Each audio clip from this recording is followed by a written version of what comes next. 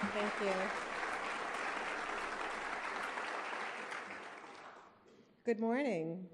It's such a pleasure to have been invited to help open the conference for you here today on this beautiful location in Marco Island. And if you're from New England like me, there are some added perks to being away from home this week. I was asked to help open the conference with an uplifting and inspiring message. So I thought I would tell you about how I got from being in a hospital bed in Boston, having to have my leg amputated as a result of being struck by shrapnel from a bomb at the Boston Marathon just over 10 months ago, to traveling to Florida, walking up here on stage in my high heels, I might add.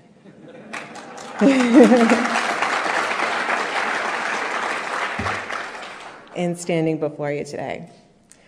So having reflected upon these last 10 months and thinking about what got me from there to here, I think there are three major, what I'll call ingredients, that have helped me kind of overcome this adversity and helped in my recovery. And I think these can be applied to your lives in a lot of aspects. Everyone has tragedies in their lives, whether they're on a small or a large scale like mine. The first one is resilience. And I was able to be resilient, probably in part because of my undergraduate degree in accounting and my, my ability to think logically. I certainly did the what ifs and why me's. What if I hadn't attended the Boston Marathon this year? What if I had been standing in a different spot in front of the restaurant? What if I had left a little bit earlier? And why did it happen to me? Why was it me and not somebody else? And I did that for a little while. And I shortly realized that I was at the marathon. It did happen to me. And there was nothing I could do about it.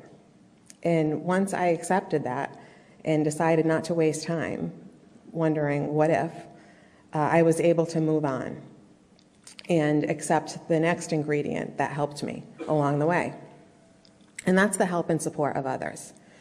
I have so many stories I could tell you about the help and support I received from so many people.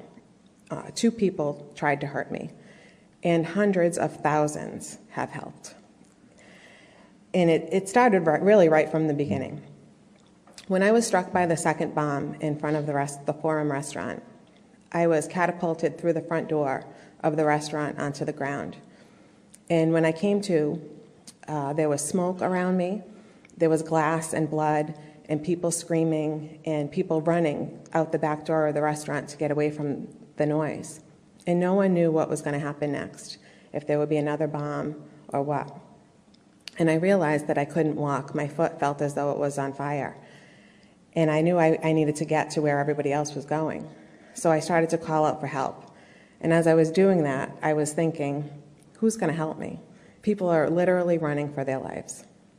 And people stopped. A woman named Erin Chatham found me on the ground, and she was at the restaurant for a fundraiser with her husband, who was a former New England Patriots football player, Matt. They found me on the ground. They carried me out to the back of the building, really risking their own lives because it took us quite a while to get back there. And once we got there, my friends gathered around me. A doctor and nurse tied a tourniquet around my leg, who happened to be out there as well, and they got me to safety.